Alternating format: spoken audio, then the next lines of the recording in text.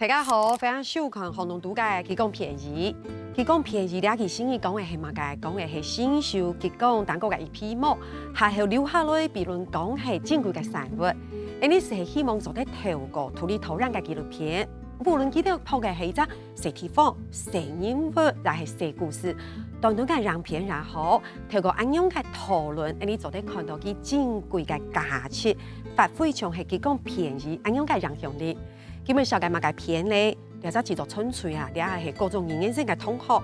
不過佢都去了出片嘅時間，將國小6年生聽聽哦，你夾夾了分享佢哋。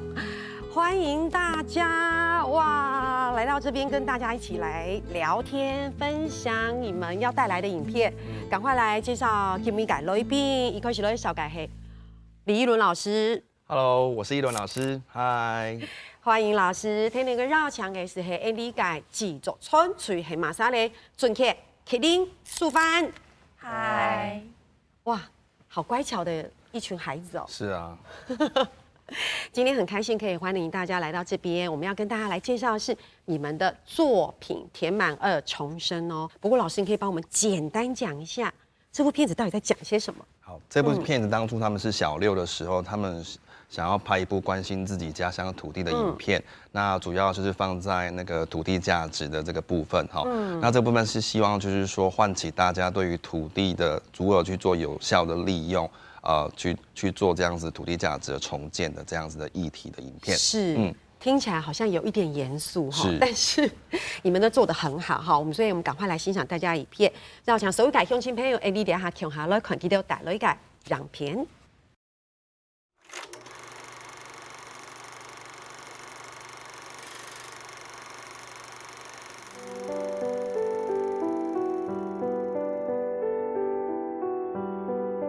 这是宜蘭，這也是宜蘭，這是台灣東方小瑞士，這也是龜島將軍日夜守護的蘭陽平原。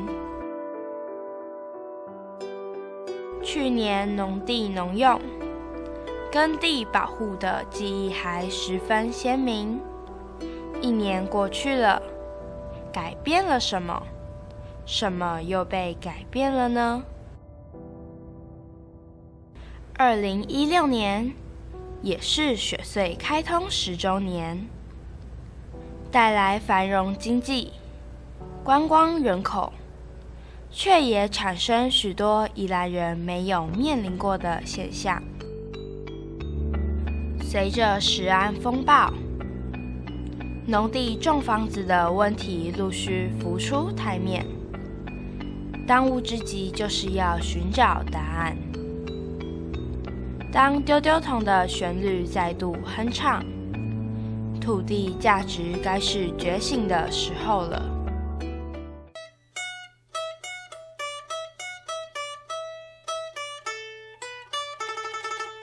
回家行到伊都阿某伊都丟，哎呦崩空來，崩空的水伊都丟丟，當啊伊都阿某伊都丟啊伊都滴落來。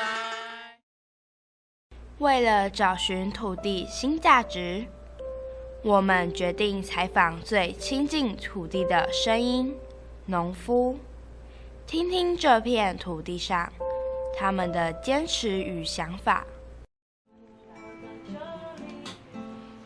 第一站，我們來到位於礁溪鄉番歌田由阿嬤一展，拜訪在地的創作型歌手黃軒怡姐姐。軒怡姐姐雖然不是全職農夫，但她卻能用最有溫度的歌聲，觸動這片土地上的靈魂。因為老厝以前也有很多智慧，我希望能夠發揮一個創客的精神，就是只有創作才可以留更多的價值，就是自己才有一個生命力存在。接下來會希望常常跟日本做合作。那什麼方向？就是請日本的返鄉青年怎麼樣去幫助他家鄉的，然後來到我們這裡做分享。而且他們對農業有機友善的部分，早就已經比我們很早，還有堅持度已經很早就已經開始完成了。那是不是說学人家好的，那我们就赶快不断的做焦虑，先从日本开始，然后在美国，然后在东南亚这样子。所谓的真正的国际化就是在地化，我们先把我们在地特色找到。那我们特色是什么？我们可以用音乐创作很多家乡的故事、农村的声音。我们可以办一个农村小旅行，让大家来逛我们的农村，知道说这个房子的建筑历史，在每一个村庄都有一个石敢当。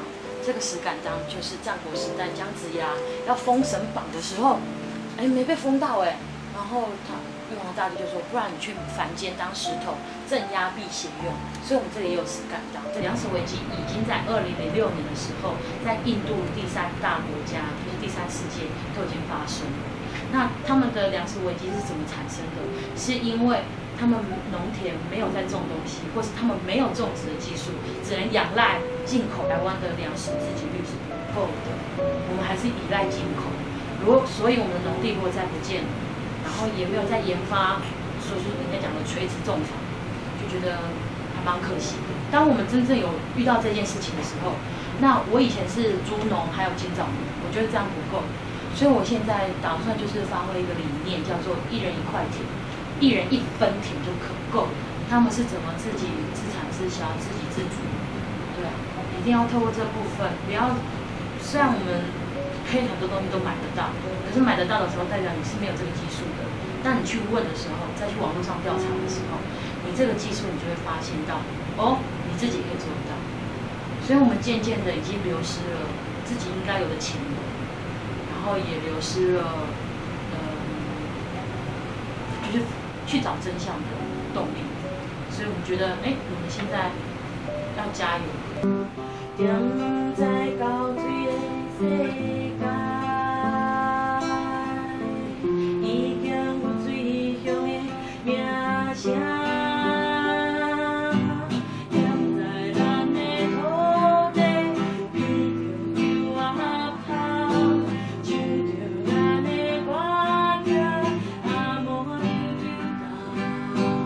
用音乐创作保留历史痕迹，朴实的鼓错，悠扬的乐音。我们看见轩怡姐姐用歌声捍卫农村新价值。在南洋平原上奋斗的农夫们，有一群年轻人，他们放弃原本的高薪工作，返乡创业，在罗东玉品莲种植香水莲的小春哥哥就是典型的代表人物之一。那为什么会回来？是因为第一个家里的关系，因为家里那个需要人手，因为那时候刚好第3个小孩出生，所以会更忙，所以我就毅然决然就先请了1年的育婴假回来这样。因为香水莲是自己的事业，就没有人会管你香水莲要怎么弄，就变成自己要去找寻很多目标，一直去发展，这样让我的香水莲事业可以越做越大。那怎么样越做越大，就要变成我就要一边做一边去学。因为回来其实完全是没有人会告诉你要干嘛。那家里有的就是告诉你怎么可以种得很好，可是卖一个东西的话，一开始其实摸索了2-3年才渐渐了解。目前这样来做的话，其实是一个算是蛮固定的一种收入跟方式，虽然会比较累，夏天的时候要顶着大太阳工作，但是如果我把田卖掉了，如果把田或盖成房子了，可能只有赚1次，那可能我莲花茶就会结束，那就可能只是换来房子。我觉得这样换会就没办法做一个永续的经营。其实一个宜兰这个好山好水的地方，其实不应该有那么多房子。做一个精致农业做一个农业，把它多样性的发展以后，在宜兰其实是非常有优势的。那比你那个种房子把它卖掉，绝对是更好。小农对宜兰土地他们其实很认识蛮多小农，他们已经耕种，有些已经稳定，其实他们要再找适合的地方来就是要增加耕种面积的时候，其实土地上的取得不太容易，或者在耕种的时候，其实它那个区域里面就种一种就会遇到突然一个农舍就在那边，那造成说其实就要再种可能他就要再找别的地方，那就没办法连续一直种下去。那宜兰现在目前最麻烦就是这样，我们会期许说未来宜兰应该从县政府，甚至要从中央去制定说，我认为比较好的是要有一个农业的专区，让甚至最好是每个乡镇，或甚至某些乡镇要自己跳出来说我要发展农业。其实现在政府在推的是农企业，他会希望说，你可以更多元，就是把规模做出来，然后有企业化的经营方式。新农的力量或许有限，或许无法改变大环境，但我们看见小春哥哥对家乡的热情，对土地的期许，还有那份坚持到底的使命感。延续去年的农村踏查，我们再次造访聚集最多新农的员山乡深沟村。3月底的插秧初体验，我们认识了伴鸟农夫谢嘉玲姐姐。我们没有用农药嘛，所以在稻种上，第一个就是先选择它是一个比较不容易生病的稻种，比较健康的稻种。好，所以我们选台中仙10号，就是它耐稻乐病。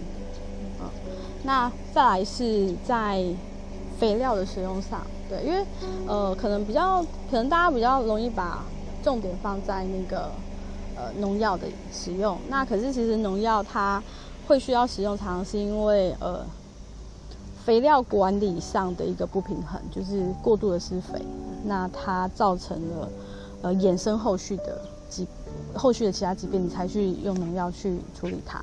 所以如果你的肥料是比较合理的使用，那它比较不容易生病，那你自然就比较不需要农药。也是我自己一直在烦恼，然后也是在思考的地方是，田埂会长很多草出来。那可是我自己这2-3年来，让我发现有一些田埂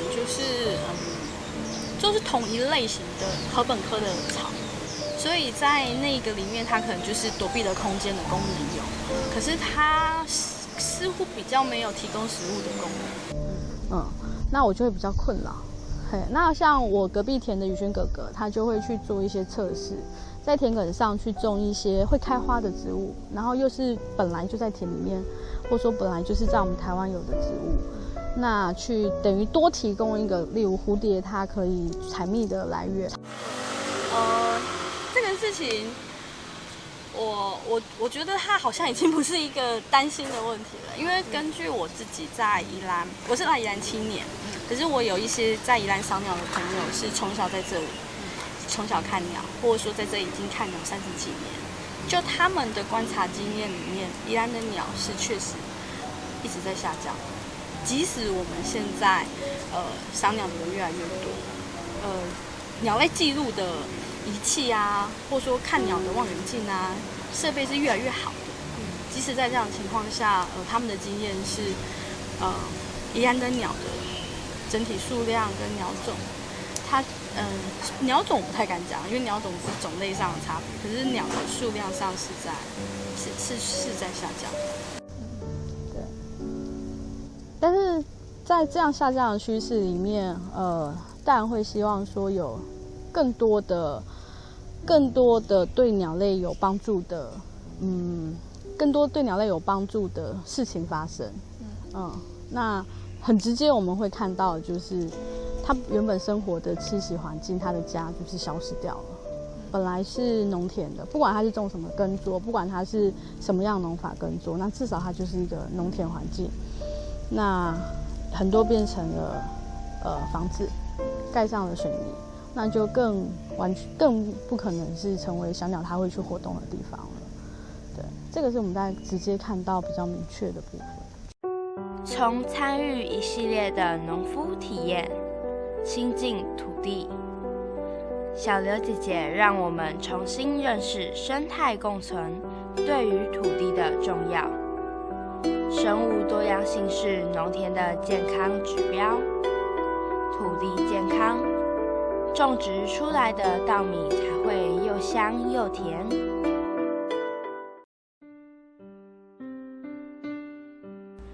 6月的班级毕业旅行，我们选择不去游乐区，而是在南澳乡亲近土地。这里还保有大面积的农地。南澳自然田，阿聪叔叔与少林阿姨坚持的自然农法，让我们十分好奇，想要一探究竟。就是有4个原则跟一个心意。所谓4个原则就是，不施肥，不喷药，然后自家留种，然后连作，然后还要加上我们一颗爱护作物还有爱护土地的心意，来去关照所有的作物的种植跟环境能够产生自然共生的这样的想法，来去理解跟操作所有种植作物所需要面对的问题，需要的可以用什么方法去解决前提就是能够跟大自然共生。然后应该最主要就是说，像农业这个事情呢，简单讲就是它应该是变成一个全民农业。对，所以全民农业的意思就是说，大家共同来参与，把这个休眠自然农法把它变成一种教育，其实这是我们之后一直希望要做的事情。对，因为刚刚我们有讲嘛，现在小朋友就是叮咚进去买食物嘛，所以他对食物第一个没有感情，第二个他对食物这个东西他很陌生，他只是觉得说时间到了要吃东西这样子。那你对这个食物你那么陌生的时候，你怎么会去帮你自己挑好的食物放到嘴巴里？对不对？你就不会去挑选。在家里可能爸爸妈妈会帮你准备好，可是出了门你自己要有觉知的能力啊，你自己要有选择权啊，对不对？一样是好吃的东西跟健康的东西，一般的人都是会吃好吃的东西，这是理所当然。对，因为我们通常都是会这样子做。可是我们现在希望他们能够朝着知道去找好吃又健康的东西，这就是说我们一直希望要做的。每一次的失败我都很珍惜，那能够找到方法来解决也是很快乐。包括疫苗的方式啊，然后医得很好，然后插秧的时候，这1-2年有越多的人来插秧，双方都是带着这块土地对它的情感，然后大家心灵上是满载而归的这种感觉。这样对土地的互动是觉得很快乐的。我们跟消费者对一块的土地是感觉连结越来越深了，所以就是希望透过每一次的耕种，跟每一次的插秧，能够让更多人喜爱种植这件事情，或者是不排斥到土里面去了解作物的生产这样的事情。阿聪叔叔的独特见解，让我们感受到他对于土地价值的坚持。访谈过后，少林阿姨端出热腾腾的水煮玉米，真的很神奇。自然农法孕育出的玉米虽然不大，却十分香甜。一连串的踏查，从农夫们的努力中找寻土地价值的意义。在新乡新建村，有一群平均年龄超过70岁的老农夫，坤章爷爷就是新建村代表人物之一。他们坚持有机耕作，找回儿时记忆。虫鸟与荧光。我拄仔讲做田，政府有照顾，但是你照顾无够，无法度啊。我嘛是讲，我做了安尼就好啊，袂歹，安尼就好过就好啊。我是讲的是一般的话来讲，就是安尼，有影事实就是安尼。为什么政府就是讲叫人田卖卖，一人卖卖，无法度啊？你照顾无好，就我农民无经济无好，无肥哪食，就讲囡仔无通开销，你无卖土地袂煞哩。迄重点就是讲政府照顾无够。做耳机是我们这里附近啊，邻居哈有一家那个盐压米，他做好几年了，他还要想扩大，就去找我们那个20年就老村长当20年的村长，一个你的村长，他比较跟这个邻居比较随和，他就找他出来，就在农业种有机的无安尼。伊来招迄个船长就真好，阮就互佮伊参加，安尼来，才做头下就真艰苦啊。有机的东西，有机的农作，它的产期会比较长。为什么你知道吗？我们刚刚讲的不是它根扎的比较深吗？就是它泥土养分够，它会一直往下扎。然后那个植物的根系会特别的强壮，强壮的时候，它的生产期一定会长。下次我们有机会再准备2种葱，一种是化学肥料的葱，一种是有机的葱。葱的根须，有化学肥料葱的根须比较短，然后有机的葱的根须会有这么长。我有拍照过。三星这里的葱为什么那么好吃？跟季节、跟天气、气候有关系。那我们三星的行健村非常的适合种，农产。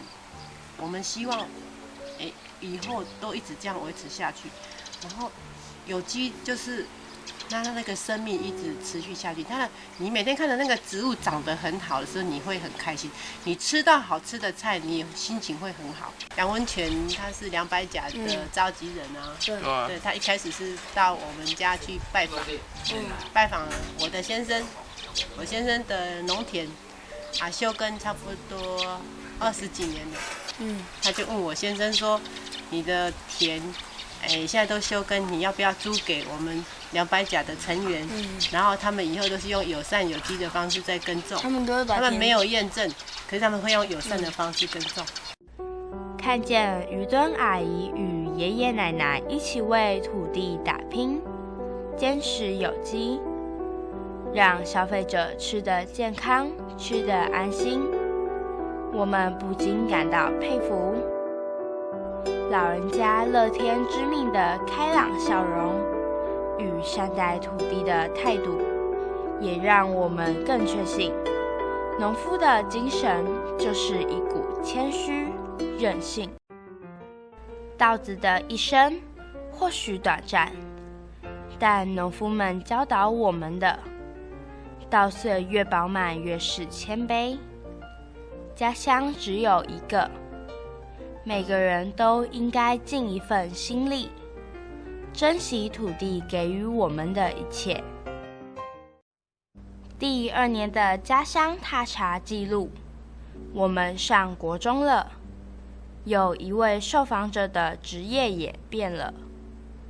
去年的农业处处长，今年的深耕农夫，他就是200甲创办人杨文全叔叔。当农会处长，就离土地还蛮远的，因为你就是在那边整天关在办公室里面开会，要做很多决定嘛。那当然也是在处理很多宜兰的农业农地的问题，因为很重要。那但是就你只能远远的看着那些田这样子，然后自己再回来，就是自己可以摸到土地，然后去插秧，每天就去田里面这样走，那个感觉就很就是跟土地结合在一起啊。然后你今年的收成要变成你你要卖这些米啊，变成你的重要的经济的来源嘛。所以很不一样，很不一样。然后更会觉得这个土地更重要，对农地的这个维护更重要，因为你每天就在管那些农地啊，把这边水弄一弄，田埂弄一弄，然后垃圾捡一捡，你就自己在照顾那。虽然是小小的一块农地，但是你是亲手在照顾它嘛。其实我们房子已经太多了，台湾的人口讲2300万人，已经讲超过20年了，都没有成长啊。那20年前大家都有房子啊，对不对？都有人住，都没有人说没地方住啊。那经过20年还是2300万人，为什么多那么多房子？15年来，这宜兰农舍盖了7000多栋，谁有需要啊？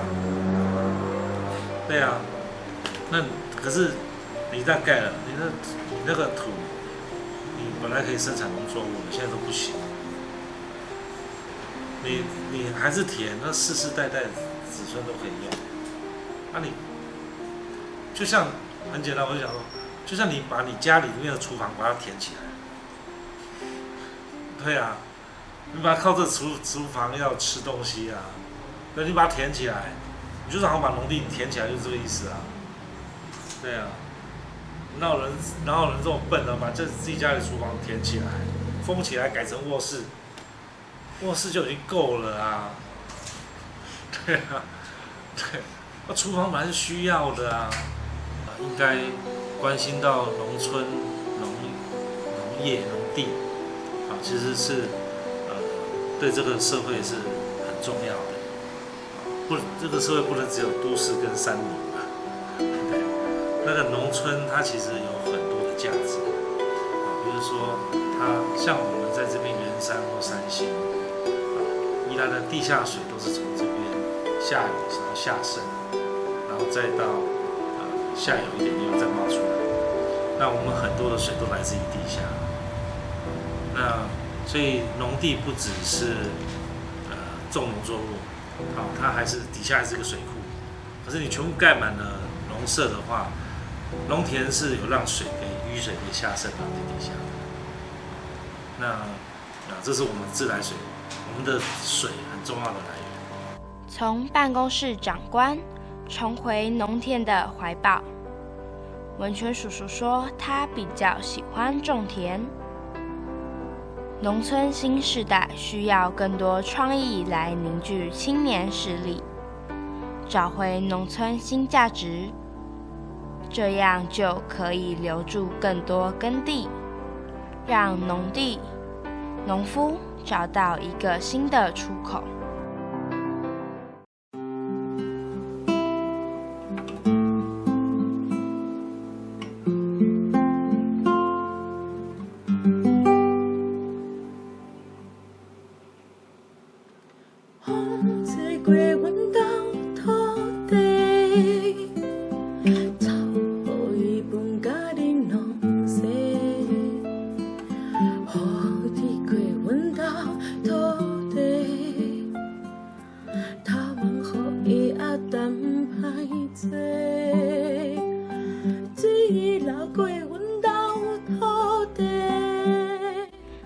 踏查的过程，我们也亲身当了一回农夫，从除草、剪萝、插秧、收割、晒谷，我们深刻体会到农夫的辛劳，踩踏松软泥土，呼吸清甜的稻香，一年一期的南洋平原，农田轻轻叹息。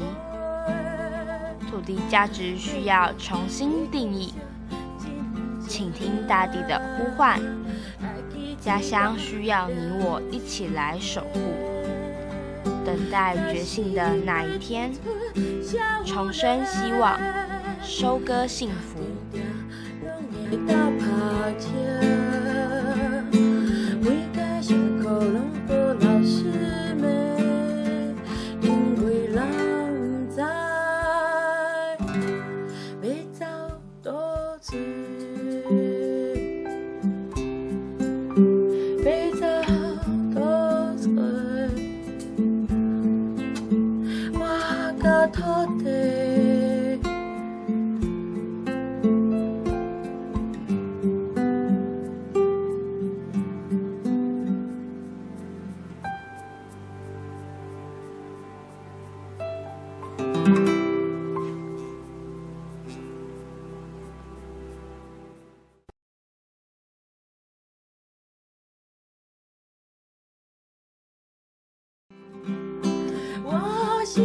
踏出真正。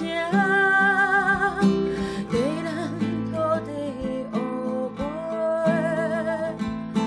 八月要过惜真正，爱记水甲掠水价，十四岁青春少年。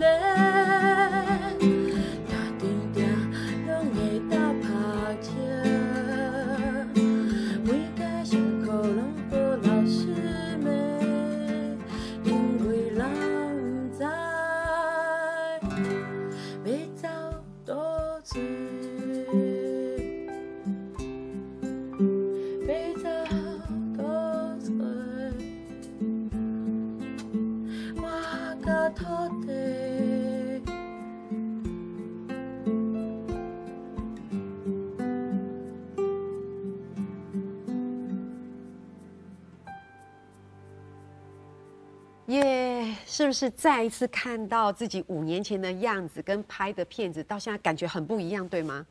有吼。再看一次小时候自己做的事，就是有一种回忆到过去的感觉。其实老实说啊，我其实看的时候，其实我觉得很敬佩你们。那时候不会觉得国小6年级要去拍一个像是这种土地价值的议题很难吗？会觉得很难吗？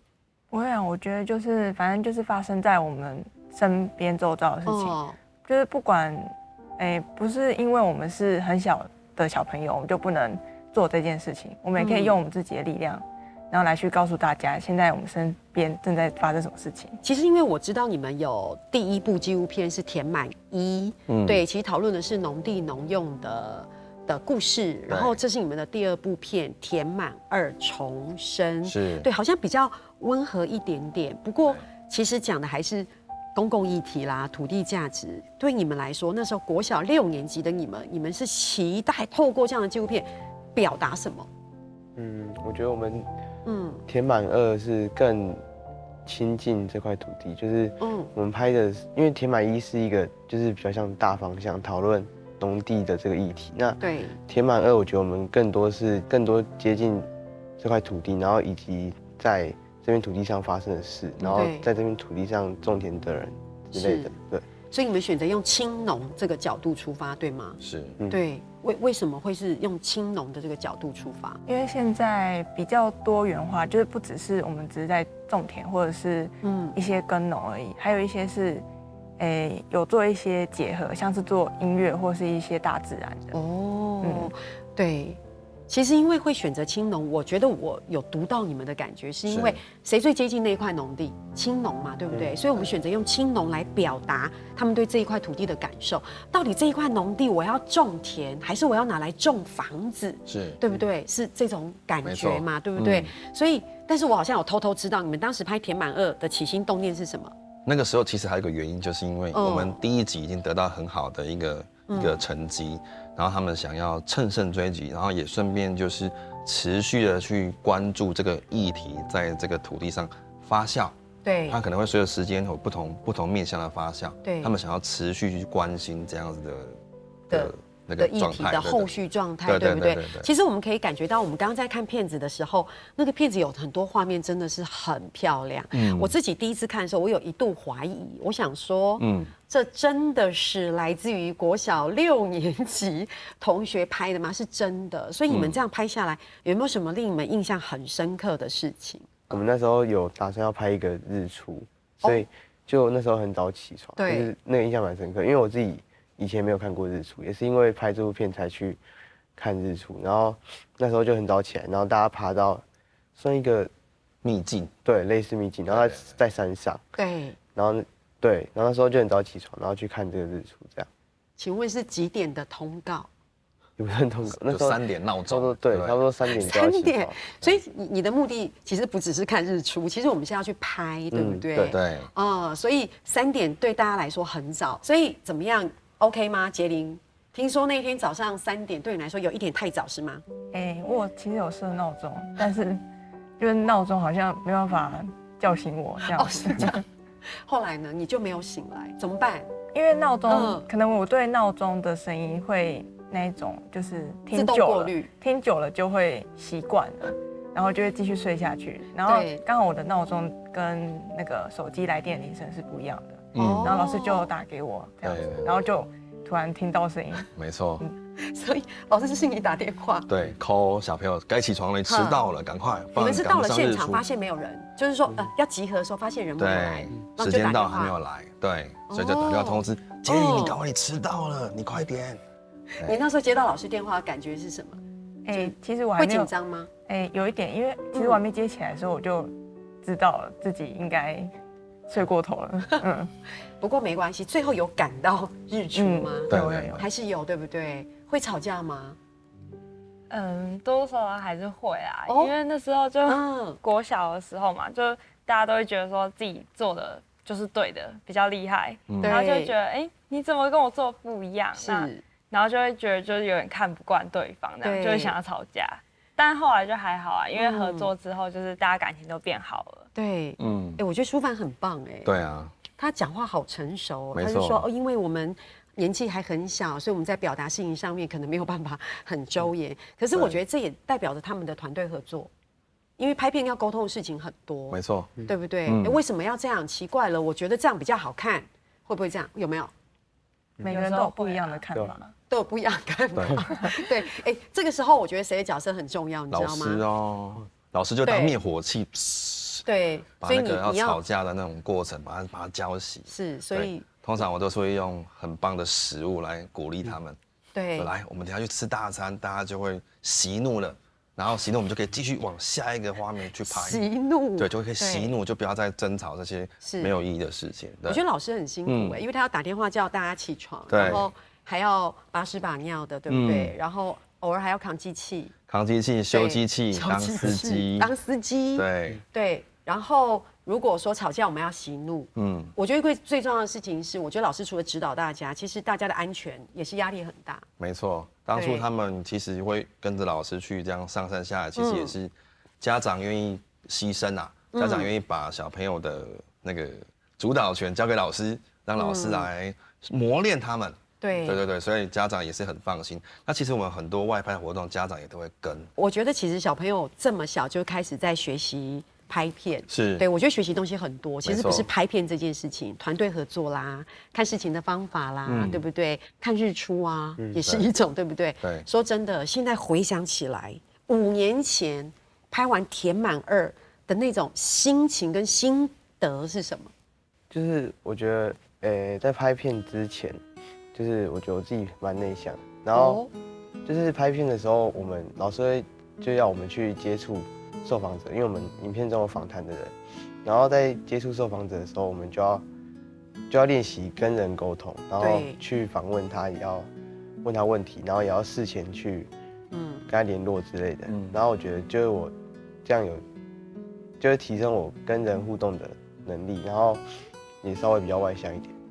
也变得比较活泼，对不对？对，因为其实俊杰可能一开始的时候会觉得，哇，我访问人的时候，我曾经看过一张照片，就是你访问别人的时候，其实你的脸很紧张，没错，眉头深锁，对，但是后来跟别人聊天的时候就很自在，就会比较自然。这就是他的成长。我觉得是经过这个拍片的历程，对于一个小朋友的改变，就在这个地方就很明显。对。那杰林跟舒帆会不会觉得说，本来宜兰对你们的感觉？就是宜兰，对，但现在看宜兰，就是拍完片之后，你对宜兰的认识是不一样的，感受也不一样，会不会？有一点，因为可能那时候，因为我们从出生就在宜兰嘛，对，然后所见到的也就是可能平常身边就已经有一些农地啊，然后农地跟农地之间就是一片大片农地上面，然后竟然出现一栋房子，那也不觉得是什么大事，但是后来。去深入了解之后，就觉得其实那里不应该去盖房子的，对，那边应该是农地，然后来去农用，然后去种一些粮食。是，对，因为我们可能每天吃饭，我们没有感觉那些米粒的珍贵，没错，对，或者是你们从来都没有发现宜兰其实这么美，对不对？舒帆，你以前拍片之前知道宜兰这么漂亮吗？一开始就不太会去关注身边的事情，就觉得一切都很平常。就是拍片之后会更加去关注说身边发生的事情。对，而且我们在拍摄期间的时候，还有去参加那种就是农事的那种体验，就是从整地、插秧，然后收割，然后那个晒谷，我们都有去体验这样。真的。然后就是经过这样的经验之后，就会觉得说，哎，农夫这个行业就很辛苦。对。可是如果没有他们的话，我们就没有粮食了。我觉得像刚才舒凡的回答，就会让我觉得说，哎，其实这么年轻的孩子，他们会讲到就是说，哎，我们自己深刻去体验之后，我们可以理解我们跟土地之间的关系。对。甚至他们会提到就是说，哎，其实宜兰原来这么美，可是我们后来才发现说，这么美的农田里面竟然种了房子。我们没有要去说明这是绝对的对或是不对，但是我们观察到了吗？我们感受到了吗？我们有没有关心我们自己的家乡这样的感觉，对不对？这个很重要。对，为什么会这样？是因为老师你们是不是有什么很厉害的媒体素养课程？其实我们在早期，其实大概应该十几年应该有了，93年开始，我们其实就是在学校会推媒体素养课程。对。那这个课程其实不是只有教学生拍片而已，我们从像教会学生一些思辨的能力，比如说近期很夯的就是辨识假新闻这个议题，然后到我们会让学生去看公播版的电影，然后让他们从电影当中去激发学生的一些潜力与人格特质，让他们去反思一下这个电影里面的情节，还有那个导演他在安排剧情的脉络。那最后我们才会让学生用他自己的能力去用影像关怀自己的家乡，然后走到这个媒体创制的这个阶段。其实老师刚刚讲的媒体素养，是你能不能培养自己自主思辨的能力，对，然后进而产出新的媒体资讯。可是我觉得那已经是很高阶了啦，已经很后端了。通常是在高中才会有这样子的公民行动。那我们是希望就是说，因为我们学校走的比较前面，我们希望是向下扎根，对，让他们从小用这个12、13岁这个样的视角去关心自己家乡之外，同时也用影像开启他们人生的另一扇窗。对，没有每一个人都要拍片好，但是就是没有啊，对，这是不一样的学习。对，所以其实就像老师分享的，你们在国小就有很多媒体素养的课程。那么也刚刚舒凡也提到了，哇，还下田去体验，有去爬山吗？爬山有哦，有，我们有爬到那个雪山隧道的山顶。对，因为我们那时候是要去记录说，就是到底土地价值跟盖这一条国道5号。就是雪山隧道这条国道5号到底之间有没有什么相关性？对，而且我们那时候我们拍完这2集之后，发现其实很多学弟妹他们愿意持续那个走学长姐的脚步，持续去关心这样类似的议题。对，所以我记得有一组学弟妹他们去记录了雪山隧道的一个成长史和开发史这样子。对，太棒了！所以老师有帮我们安排一小段。就是你们在学校的这些媒体素养的课程，所以现在绕起来你所有嘅觀眾朋友，你聽下來可以團線上幾條帶來，到底北新貴校幾條做乜嘅媒體素養嘅考場。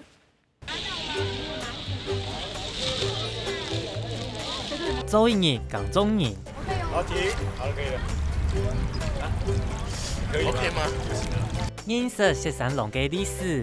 你們其實都是屬於雪山隧道的宜蘭世代，對不對？也就是你們出生以後，雪隧就在了啊。一條都係學生嘅製造樣胸前嘅田野調查。老師，我的字典裡沒有不可能這3個。真的、哦？對，老師，我的字典是，我的字典好像買錯了。你的字典字好少、哦。字典買錯了。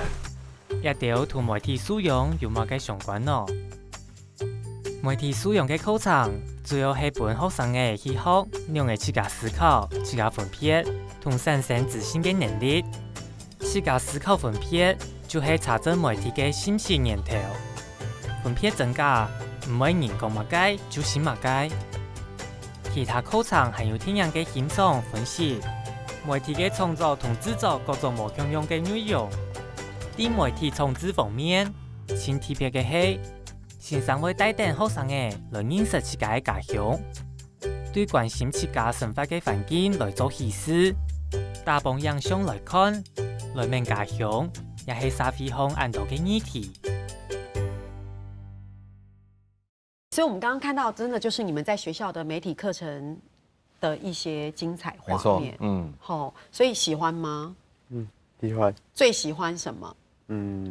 不知道，我觉得以前就是在插秧的时候，就是虽然自己就是在土里，然后很容易跌倒，插秧真的很容易跌倒。然后因为你脚要抬起来，就是你在踏出下一步之前，前一脚一定要先抬起来，不然一定会跌倒。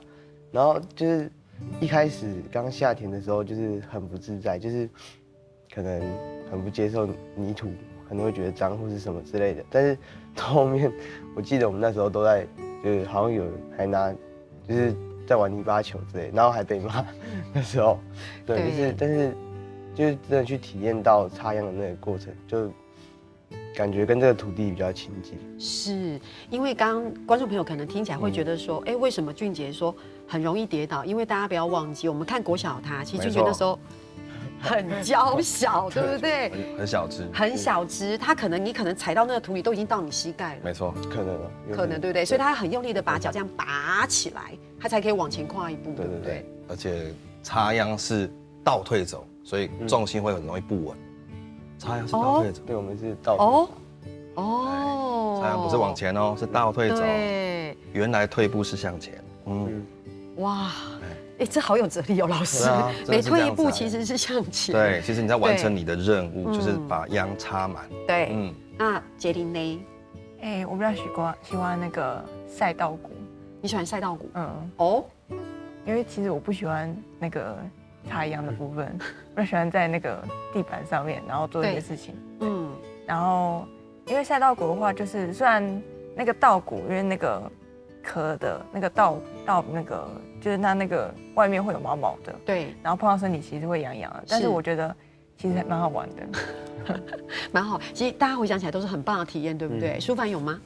就是在收割的时候，然后你看到你当初就是几个月前，然后自己插下去的秧，然后通通都长成稻米了，那个时候你就觉得很有成就感。对，我觉得现在因为他们感觉上已经长大，是青少年，讲这些我听起来都觉得很合理。可是我要一直去想，那时候他们才国小，是这种感觉。我觉得其实从我们看完片子一路走到现在，我们可以感觉到这一群孩子们其实他们很关心自己身边的事情，他们很关心土地议题，他们很关心公共议题，甚至关心你们身边的这些你们居住的一个环境，所以你们自己去体验，然后一路走来，然后老师带领着大家拍片，就像我们讲的，哎，你可以有产出一个讯息、产出影像的这个能力。那现在已经高中喽，我们刚才一直在讲国小，没错，现在已经高中了，高中了。你觉得那个时候对你们现在有没有带来什么不一样的影响？现在的你们，我那时候有帮忙那个运动会的摄影，跟就是各些活动的那个影像记录这样子。真的，所以你会负责帮忙这样？就是学校老师会找啊，对，就去帮忙这样。那杰林呢？你觉得对你来说，有没有对你现在的高中生活，从国小到现在这样的学习，有什么不一样的影响？因为我之前的社团是校刊社，然后可能就要去访问一些师长或是同学，对，然后甚至是要去录影或者是怎么样的，然后这也是一些访谈，然后一些记录这样子，对，然后我们也需要想问题，然后这个就跟拍纪录片是差不多的样子，然后就是借由，就是因为有以前的经验，所以现在做的话比较不会那么的生疏，或者是变成说，我没有这样的经验，这样子，对，所以。我发现他们今天来到这边都很能侃侃而谈。没错，我知道你们填满1跟填满2做完之后，你们有一系列的巡回，对吗？对，有吗？老师有，帮我们分享一下这个巡回。因为那时候巡回就是因为有很多报章、杂志、媒体会来报道，然后就是我们当初是有把这样子的东西放到设计成那个课程嘛，让每个老师再回到他自己的教学工作现场，他可以来教学。对，所以他们那时候分享的时候，其实。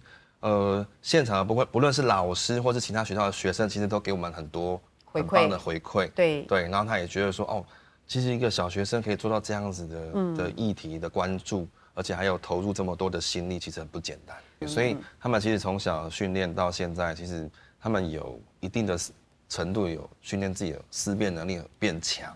对，就像他们现在其实他们上高中，其实有他们各自。最近比较关心的一些议题来说说看，现在念高2了，对，国小的时候关心的是农地农用，那现在念高中，我们关心的题目是什么？我最近比较关注的是108课纲，因为我们自己本身就是108这个课纲的使用者。对，新的，我们是第一届使用的。对，然后可能有一些问题会发生在我们身上，不适用于我们身上的一些做法吧。然后就是网络上有人在讨论这样子的事情。是，你会很想要去拍一个108课纲的纪录片吗？就是如果以后有机会的话，那舒凡就是最近有一个还蛮知名的动漫的电影。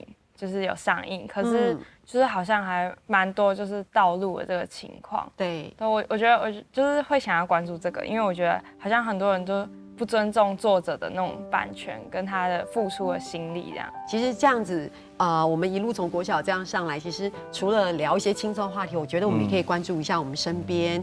有时候你可能会忽略的那些事情，可那些事情其实跟我们是非常的亲密，而且非常非常的重要，甚至我们都可以为这些事情尽一份心力，让我们大家都可以变得更美好。没错，这样的一个感觉。老师你呢？你一路走来，从把屎把尿的保姆，然后现在看到他们变这样，你应该感受很深。这个心得真的是说一天一夜也说不完。我给你1天1夜，你请说。哦，好。第一个就是说，其实我的身份算是他们的学长了，因为我是北城国小毕业的，所以我当然希望说，像在现在这个21世纪，其实是一个自媒体非常兴盛的时代，其实人人都可以拿手机去做创作，就是可以很轻松就可以达到影像创作这个阶段。但是我觉得更重要的是他们背后的意涵，就是学生如何从这个影像创作这个历程学到思辨的能力，对，还有他们在团队合作当中学到解决问题的能力，再来就是说解决问题、思辨能力都有了之后，接下来他们就是要去关心自己的家乡。思琼信上讲的，因为偷白改自省其实是无按度相对友好单纯，所以大家会发现讲，当到媒体使用嘅口腔可能是限定到媒体使用嘅专业人员，不过其实发展到底下，大家会知讲哇，自省非常嘅多，像后生人等于扫描、抹手机。第倒嘅自信啊，就等於講係建立佢都有世界觀，然後價值觀嘅重要裏面。所以其實媒體使用呢件事情，唔單止係對學校，其實係對一啲嘅社會來推動落落實，大家人都有責任。希望你所有嘅觀眾朋友看一啲基本嘅節目，就得唔單止看到呢群成人佢都有學習嘅過程，更加重要嘅事情呢係了解到媒體使用對一啲大家嘅重要性。非常感謝先生來到節目地度，讓大家來分享，讓感謝大家來到這邊跟大家一起來分享，謝謝你們，今天大家都好棒哦，開心，希望你們可以有新的作品，然後再來跟我們大家一起來分享。好，沒有問題，可以吼。